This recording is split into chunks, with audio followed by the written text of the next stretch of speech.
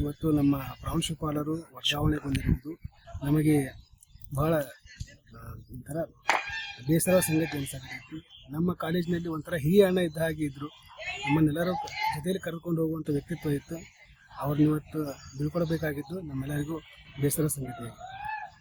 ಇವತ್ತಿನ ದಿವಸ ಏನು ನಮ್ಮ ಕಾಲೇಜಿನ ಪ್ರಾಚಾರ್ಯರಾದಂತಹ ಡಾಕ್ಟರ್ ಮಲ್ಲಯ್ಯ ಸರ್ ನಮ್ಮ ಕಾಲೇಜಿನಿಂದ ವರ್ಗಾವಣೆಯಾಗಿ ಮುಧೋಳ ಕಾಲೇಜಿಗೆ ಹೋಗ್ತಿದ್ದಾರೆ. ಸೊ ಇದು ಒಂದು ನಮಗೆ ಬಹಳ ದುಃಖದ ಸಂಗತಿ ಅಂತಾನೆ ಹೇಳ್ಬೋದು. ಯಾಕಂದ್ರೆ ಅವರು ಈ ಕಾಲೇಜಿನಲ್ಲಿ ನಮಗೆಲ್ಲ ಒಂದು ಉತ್ತಮ ಮಾರ್ಗದರ್ಶಕರಾಗಿದ್ರು, ಮತ್ತೆ ನಮಗೆಲ್ಲ ಹಿರಿಯಣ್ಣನಾಗಿ ನಮಗೆಲ್ಲ ಗೈಡ್ ಮಾಡ್ತಾ ಇದ್ರು.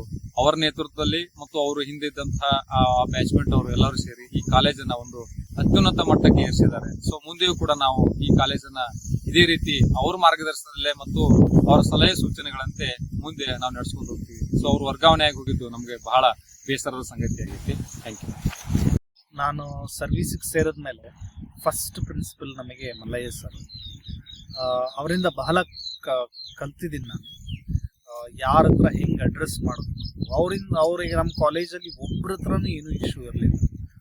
ಎಲ್ಲರನ್ನೂ ಚೆನ್ನಾಗಿ ಅಡ್ರೆಸ್ ಮಾಡ್ತಿತ್ತು. ಸ್ಟೂಡೆಂಟ್ಸ್ ಆಗಿರಲಿ, ಫ್ಯಾಕಲ್ಟೀಸ್ ಆಗಿರಲಿ, ಏನೇ ಸಮಸ್ಯೆಗಳು ಬಂದರೂ ಬಹಳಷ್ಟು ಜಾಗರೂಕವಾಗಿ, ಬಹಳಷ್ಟು he used to handle everything very well. For sure we miss him in the college. ನಮ್ಮ ಪೂರ್ವ ಪ್ರಾಂಶುಪಾಲರು ನಮ್ಮ ಕಾಲೇಜನ್ನು ಬಿಟ್ಟು ಹೋಗ್ತಾ ಇದ್ದಾರೆ, ಅಂದರೆ ಬೇರೆ ಕಡೆ ಟ್ರಾನ್ಸ್ಫರ್ ಆಗ್ತಾ ಇದ್ದಾರೆ, ವರ್ಗಾವಣೆ ಆಗ್ತಾ ಇದ್ದಾರೆ. ಅವ್ರ ಮುಂದಿನ ಜೀವನ ಚೆನ್ನಾಗಿರಲಿ. ಅದೇ ರೀತಿ ನಮಗೊಂದು ಸರಿಸುಮಾರು 1.5 ವರ್ಷ ಅವ್ರ ಜೊತೆ ಬಹಳ ಉತ್ತಮ ಹೊಂದಾಣಿಕೆ ಇತ್ತು. ನಾವು ಏನು ಹೇಳಿದ್ರು, ಕೆಲಸ ಹೇಳಿದ್ರು, ಏನು ಅವರಿಂದ ನಾವೇನಾದರೂ ವಿಚಾರವನ್ನು ಕೇಳಿದ್ರು ಕೂಡ ಬಹಳ ಸರಳವಾಗಿ, ಯಾವುದೇ ಅಹಂ ಇಲ್ಲದೆ ನಮಗೆ ಹೇಳ್ಕೊಡ್ತಾ ಇದ್ರು. Very wonderful experience with doctor Mallayya sir. We really miss you sir. All the best. ನಮಸ್ತೆ. ನಮ್ಮ ಪ್ರಿನ್ಸಿಪಲ್ರಾದ ಡಾಕ್ಟರ್ ಮಲ್ಲಯ್ಯ ಸರ್ ಅವರು ಸದ್ಯಕ್ಕೆ ಟ್ರಾನ್ಸ್ಫರ್ ಆಗಿದ್ದಾರೆ. ಬಟ್ ಕಾಲೇಜ್ ಮಟ್ಟಕ್ಕೆ ಮಾತ್ರ ಟ್ರಾನ್ಸ್ಫರ್ ಆಗಿದ್ದಾರೆ. ಬಟ್ ಮಾನಸಿಕವಾಗಿ ಈ ಕಾಲೇಜಲ್ಲಿ ಇರ್ತಾರೆ, ಯಾವಾಗಲೂ ಇಲ್ಲೇ ಇರ್ತಾರೆ. ಸೊ ಫಸ್ಟ್ ನಾವು ಇಲ್ಲಿ ಜಾಯ್ನ್ ಮೊದಲನೇ ಕಾಲೇಜ್ ಇದೆ, ಮೊದಲು ಬಂದಿದ್ವಿ. ಕಾಲೇಜಲ್ಲಿ ಏನು ನಡೆಯುತ್ತೆ ಮುಂದೆ ಏನಂತ ಯಾವುದೇ ನಾಲೆಜ್ ಇಲ್ಲ. ಮೇ ಬಿ ನಮ್ಮ ಕೊಲೀಗ್ಸಿಗೆ ಬೇರೆಯವ್ರಿಗೆ ಏನೋ ಗೊತ್ತಿರ್ಬೋದು, ಬಟ್ ನನಗೆ ಗೊತ್ತಿರಲಿಲ್ಲ.